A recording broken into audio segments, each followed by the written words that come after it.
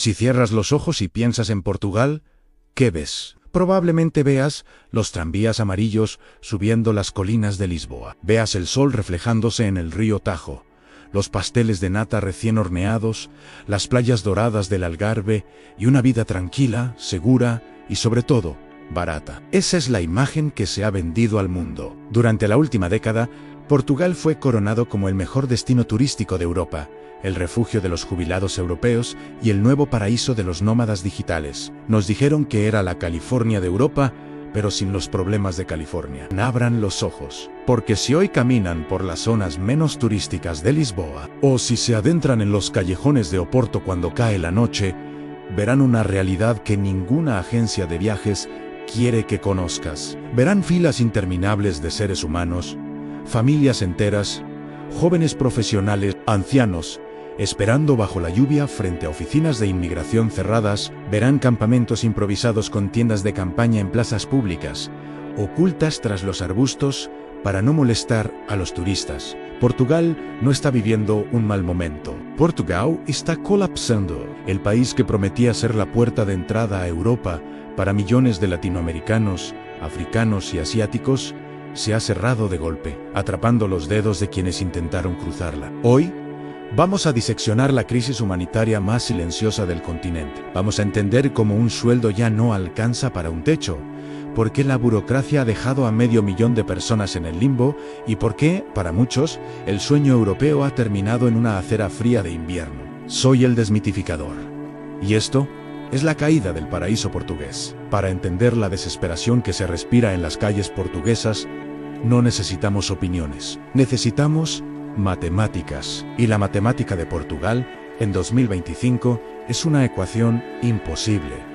Nos mintieron. Abran los ojos. Porque si hoy caminan por las zonas menos turísticas de Lisboa, o si se adentran en los callejones de Oporto cuando cae la noche, verán una realidad que ninguna agencia de viajes quiere que conozcas. Verán filas interminables de seres humanos, familias enteras, jóvenes profesionales, ancianos, esperando bajo la lluvia frente a oficinas de inmigración cerradas. Verán campamentos improvisados con tiendas de campaña en plazas públicas, ocultas tras los arbustos para no molestar a los turistas. Portugal no está viviendo un mal momento. Portugal está colapsando. El país que prometía ser la puerta de entrada a Europa para millones de latinoamericanos, africanos y asiáticos, se ha cerrado de golpe, atrapando los dedos de quienes intentaron cruzarla. Hoy, vamos a diseccionar la crisis humanitaria más silenciosa del continente. Vamos a entender cómo un sueldo ya no alcanza para un techo,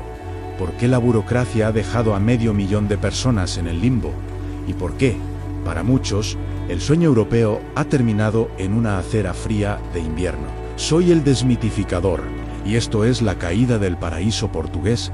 Para entender la desesperación que se respira en las calles portuguesas, no necesitamos opiniones, necesitamos matemáticas. Y la matemática de Portugal en 2025 es una ecuación imposible. Hablemos de dinero. Portugal tiene uno de los salarios mínimos más bajos de Europa Occidental. Hoy, un trabajador que gana el salario mínimo se lleva a casa, después de impuestos, poco más de 800 euros. Hace 10 años, con ese dinero vivías dignamente. Hoy, ese dinero no paga ni siquiera un estudio de 20 metros cuadrados en la periferia de Lisboa. El mercado inmobiliario ha enloquecido. Un apartamento de una habitación, lo que aquí llaman un T1, en una zona media de la capital, difícilmente baja de los 1,0 o 1,2 euros mensuales. Hagan la cuenta. El alquiler cuesta un 30% o 40% más que el salario completo de una persona. Es una asfixia económica inmediata. ¿Qué hace la gente entonces? ¿Cómo sobreviven? Aquí es donde entramos en el terreno del mercado negro y la explotación. Como nadie puede pagar un apartamento solo, ha surgido el negocio de las habitaciones. Pero ya no hablamos de compartir piso con amigos, hablamos de hacinamiento. Hoy, en grupos de Facebook y WhatsApp, se alquilan camas, no habitaciones. Camas en habitaciones compartidas con 4, 6 u 8 desconocidos, por 400 o 500 euros cada una. Estamos viendo el retorno de las pensiones del siglo XIX. Pisos diseñados para una familia de 4 personas, donde ahora viven 20. Un solo baño, para 20 personas. Cocinas donde hay que hacer turno de madrugada para poder calentar un poco de arroz. Y lo más terrorífico, a las camas calientes. Este fenómeno, que pensábamos extinto, ha vuelto con fuerza. Inmigrantes que trabajan de noche y duermen de día, alquilando el mismo colchón que otra persona usará cuando ellos se vayan a trabajar. El descanso, la privacidad y la dignidad se han convertido en lujos que la clase trabajadora ya no puede permitirse. Pero, ¿cómo llegamos a esto? Como un país conocido por ser barato se volvió impagable, la culpa no es del inmigrante pobre que llega a trabajar. La culpa es del éxito. Portugal murió de éxito. Tras la crisis económica de 2010, el gobierno portugués decidió que la única forma de salvar la economía era el turismo y la inversión extranjera. Crearon las Golden Visas, vendiendo la nacionalidad europea a millonarios chinos, rusos y estadounidenses a cambio de comprar propiedades de lujo. Crearon regímenes fiscales especiales para atraer a jubilados franceses y suecos que no pagarían impuestos sobre sus pensiones. ¿Y funcionó? ¿Vaya? Sí funcionó. De repente, Lisboa y Oporto fueron descubiertas por el mundo. Llegaron los californianos, los neoyorquinos, los alemanes, gente que gana 5.0, 8.0 o 10.0 euros al mes trabajando remotamente. Para un californiano, pagar 1.5 euros por un apartamento histórico en el centro de Lisboa es una ganga, es barato. Pero para el portugués local, cuyo sueldo medio no llega a los 1.0 euros, eso es el fin de su vida. Los propietarios, lógicamente, prefirieron el dinero extranjero. Edificios enteros en barrios históricos como Alfama o Mouraria vaciaron a sus inquilinos de toda la vida, ancianos que nacieron allí para convertir los apartamentos en alojamientos locales, en Airbnbs.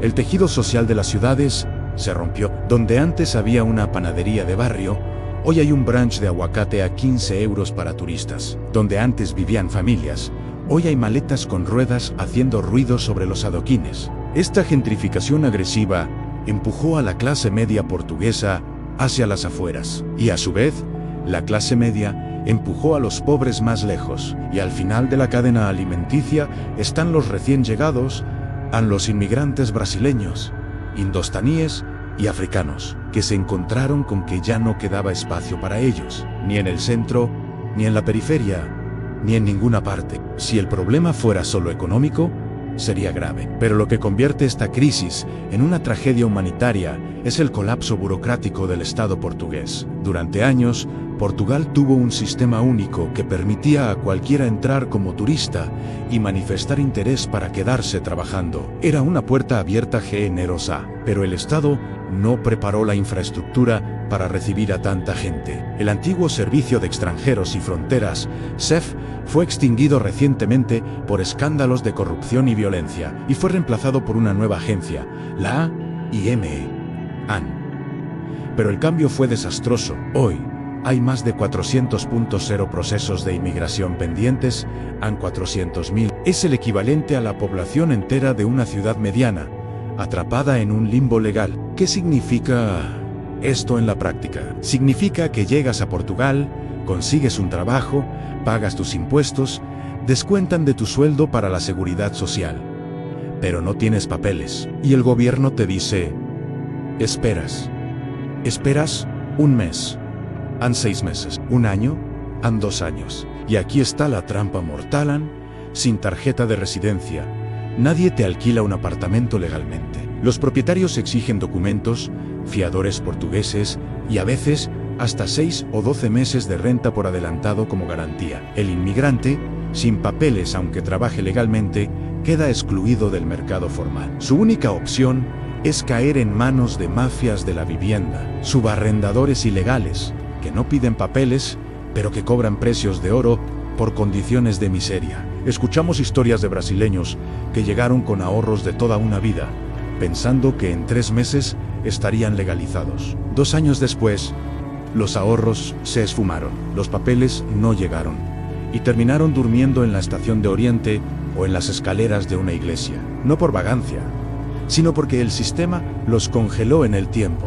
Y luego, llega el invierno. Muchos inmigrantes que vienen de países tropicales, Brasil, Colombia, Angola, subestiman el frío europeo, piensan que Portugal, por ser del sur, es cálido.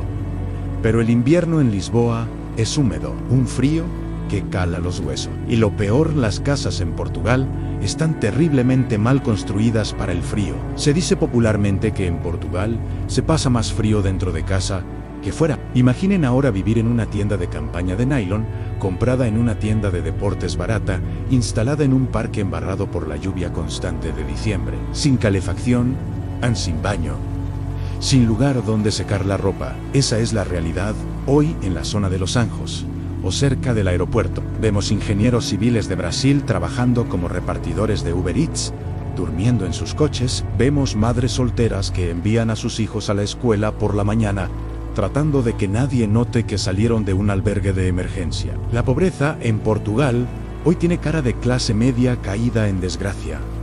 No son solo personas marginadas con problemas de adicción, son trabajadores. Son los que te sirven el café, los que te entregan la cena, los que limpian los hoteles de lujo donde se hospedan los turistas. Esa es la paradoja más cruel. La ciudad funciona gracias a una mano de obra que la propia ciudad se niega a cobijar, y la tensión social está aumentando. Los portugueses, que también sufren con los alquileres y los bajos sueldos, empiezan a mirar con recelo a los inmigrantes. El discurso de odio crece. Hay demasiada gente, dicen. No cabemos todos, y en las calles, esa tensión se palpa. Ya ha habido ataques a centros de inmigrantes. El ambiente de país amable se está agriando rápidamente. ¿Tiene esto solución a corto plazo? Lamentablemente, los expertos dicen que no. Construir vivienda pública toma años. Cambiar las leyes de inmigración toma tiempo. Procesar 400.0 expedientes atrasados es una tarea titánica para una burocracia que todavía usa papel y sello. El gobierno ha intentado medidas desesperadas, como prohibir nuevos alojamientos locales o acabar con las visas para turistas, pero el daño ya está hecho. El mercado no va a bajar los precios mañana. Los 400.0 expedientes no se van a resolver mágicamente. Por eso, este video no es solo un análisis, es una advertencia. Si estás viendo esto desde Latinoamérica, desde África o Asia, y estás pensando en vender todo lo que tienes para comprar un pasaje a Lisboa con la esperanza de una vida fácil, detente en Portugal. Es un país maravilloso, con una cultura rica y gente noble. Pero el sueño portugués, tal como te lo vendieron en YouTube hace 2 años, ya no existe. Venir hoy, sin un contrato de trabajo firmado desde tu país, sin una vivienda garantizada y sin miles de euros en ahorros para sobrevivir el primer año, es un acto de suicidio financiero. La red de seguridad se ha roto. Si caes, no hay nadie para atraparte. Las ONGs están desbordadas. La seguridad social está colapsada. En la historia de Portugal es la historia de un país de emigrantes. Durante siglos, fueron los portugueses los que salieron al mundo buscando una vida mejor. Por eso duele tanto ver que, ahora que el mundo viene a Portugal, el país no ha sabido estar a la altura. Lo que vemos en las calles de Lisboa es el espejo de una Europa que envejece y que necesita inmigrantes para sobrevivir, pero que no quiere pagar el precio de integrarlos dignamente. Quieren la mano de obra, pero no quieren a los seres humanos. Quizás el colapso de Portugal sirva de lección para el resto del mundo. No puedes construir una economía basada solo en turismo y especulación inmobiliaria sin destruir el alma de tu sociedad en el proceso. El sol sigue brillando sobre el Tajo. Sí, pero bajo ese sol, las sombras son cada vez más largas y frías. Soy el desmistificador global y esta es la realidad que necesitabas saber. Si valoras la verdad, suscríbete y comparte este video con quien necesite abrir los ojos. Hasta la próxima.